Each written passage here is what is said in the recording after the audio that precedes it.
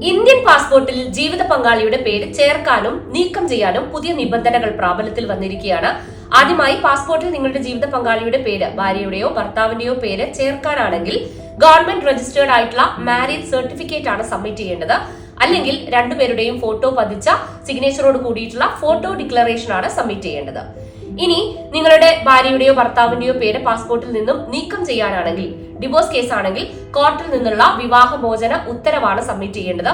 ഇനി ഭാര്യയോ ഭർത്താവോ മരണപ്പെട്ട സാഹചര്യമാണെങ്കിൽ അവരുടെ ഡെത്ത് സർട്ടിഫിക്കറ്റ് ആണ് സബ്മിറ്റ് ചെയ്യേണ്ടത്. ഇനി പുനർവിവാഹം കഴിഞ്ഞ സ്പൗസിന്റെ പേര് മാറ്റിക്കൊടുക്കുക എന്നതാണ് നിങ്ങളുടെ ആവശ്യമെങ്കിൽ പുനർവിവാഹത്തിന്റെ ഗവൺമെന്റ് രജിസ്റ്റേർഡ് ആയിട്ടുള്ള മാരേജ് സർട്ടിഫിക്കറ്റ് ആണ് സബ്മിറ്റ് ചെയ്യേണ്ടത്.